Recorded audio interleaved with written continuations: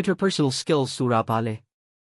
ကျွန်တော်တို့နေ့စဉ်ဘဝမှာမြင့်ဖို့ hard skills တော်ဖို့ကိုပဲအာရုံစိုက်တတ်ကြပါတယ်။ဒါပေမဲ့ဘဝအောင်မြင်မှုနဲ့လူမှုဆက်ဆံရေးမှာအလွန်အရေးကြီးတဲ့ interpersonal skills ကိုတော့မကြာခဏမေ့နေတတ်ကြပါတယ်။ interpersonal skills ဆိုတာလူတစ်ယောက်နဲ့တစ်ယောက်ကြားမှာထိရောက်စွာဆက်သွယ်နိုင်ခြင်းတစ်ဖက်လူကိုနားလည်ပေးနိုင်ခြင်းအဖွဲ့အစည်းနဲ့ပူးပေါင်းလုပ်ကိုင်နိုင်ခြင်းပဋိပက္ခတွေကိုတင့်တော်စွာဖြေရှင်းနိုင်ခြင်းစတဲ့လူမှုဆက်ဆံရေးစွမ်းရည်တွေကိုဆိုလိုပါတယ်။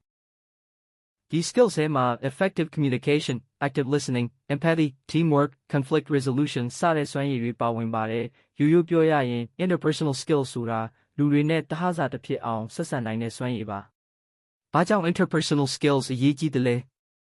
ပထမအချက်ကအလုပ်ခွင်အောင်မြင်မှုကိုတိုးစေပါတယ်လူတစ်ယောက်ကဘလောက်ပဲတော်နေပါစေအဖွဲ့နဲ့အလုပ်လုပ်တဲ့အခါဆက်ဆံရေးမကောင်းရင်အလုပ်မတွင်ပါဘူးဆက်သွယ်ပြောဆိုမှုကောင်းပြီးအဖွဲ့နဲ့ပူးပေါင်းနိုင်တဲ့သူတွေဟာအလုပ်ပိုထိရောက်ပြီး career growth နဲ့ leadership အတွက်အခွင့်အလမ်းပိုများလာပါတယ်ဒုတိယအချက်ကခိုင်မြဲတဲ့ဆက်ဆံရေးတွေတည်ဆောက်ပေးပါတယ်မိသားစုတငယ်ချင်းလုပ်ဖော်ကိုင်ဖက်တွေနဲ့နားလည်မှုရှိလာတဲ့အခါယုံကြည်မှုပိုတိုးလာပါတယ်တစ်ဖက်လူကိုနားထောင်ပေးနိုင်ခြင်းနဲ့စာနာနိုင်ခြင်းကဆက်ဆံရေးကိုပိုနှွေးထွေးစေပါတယ်တတိယအချက်ကပဋိပက္ခတွေကိုလျော့နည်းစေပါတယ်လူတွေနဲ့ဆက်ဆံတဲ့နေရာမှာအမြင်မတူတာသဘောထားကွဲလွဲတာတွေကြုံရနိုင်ပါတယ် interpersonal skills ကောင်းတဲ့သူဟာအပြစ်တင်တာထက်ဖြေရှင်းနည်းကိုရှာတတ်ပါတယ်ဒါကြောင့်မလိုအပ်တဲ့ပြဿနာတွေလျော့နည်းလာပါတယ်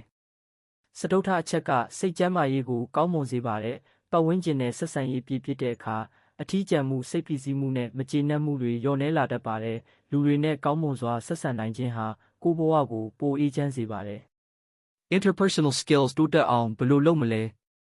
ပထမဆုံးအနေနဲ့ active listening ကိုလေ့ကျင့်ပါနားထောင်နေဆိုတာစကားသံကိုကြားရုံမဟုတ်ပါဘူးတစ်ဖက်လူရဲ့ဆိုလိုရင်းကိုနားလည်ဖို့ပါသူပြောနေစဉ်ကြားဖြတ်မပြောပါနဲ့အာယုံစိုက်ပြီးနားထောင်ပါမရှင်းလင်းတာရှိရင်စိတ်ဝင်စားပြန်မိပါ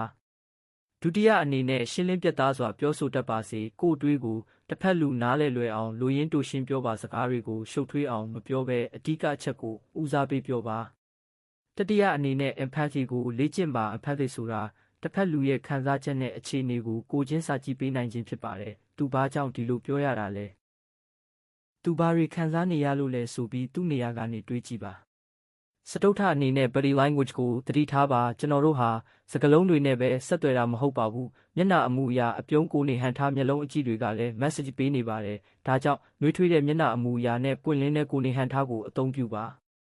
နောက်ဆုံးအနေနဲ့ conflict ကိုစမတ်ကြကြဖြေရှင်းပါပြဿနာဖြစ်လာတဲ့အခါမင်းကြောင့်ဖြစ်တာလို့အပြစ်တင်မဲ့အစားငါအမြင်ကတော့ဒီလိုရှိတယ်ဆိုတဲ့ statement ကိုသုံးပါဘယ်သူမှလဲဆိုတာထက်ဘယ်လိုဖြေရှင်းမလဲဆိုတာကိုပိုအာရုံစိုက်ပါအကျဉ်းချုပ် interpersonal skills ဆိုတာလူတွေနဲ့ကောင်းမွန်စွာဆက်ဆံနိုင်တဲ့အခြေခံစွမ်းရည်ဖြစ်ပါတယ်နားထောင်တတ်ခြင်းရှင်းလင်းပြောဆိုနိုင်ခြင်းစာနာနားလည်ခြင်းအဖွဲ့နဲ့ပူးပေါင်းနိုင်ခြင်းနဲ့ပဋိပက္ခတွေကိုတင့်တော်စွာဖြေရှင်းနိုင်ခြင်းတို့ပါဝင်ပါတယ်ဒီစွမ်းရည်တွေကမွေးရပါတတ်မဟုတ်ပါဘူးနေ့စဉ်ဘဝမှာတတိထားပြီးလေ့ကျင့်ယူနိုင်တဲ့အလေးအကျင့်တွေဖြစ်ပါတယ် interpersonal skill ကောင်းလာတဲ့အခါအလုပ်ခွင်မှာပိုအောင်မြင်နိုင်ပြီးဆက်ဆံရေးတွေပိုခိုင်မြဲလာမယ်ကိုယ့်ဘဝမှာလည်းပိုအေးချမ်းပြီးပျော်ရွှင်စရာကောင်းတဲ့ပတ်ဝန်းကျင်တစ်ခုကိုတည်ဆောက်နိုင်လာပါလိမ့်မယ်မေတ္တာဖြင့် Corporate Learning Institute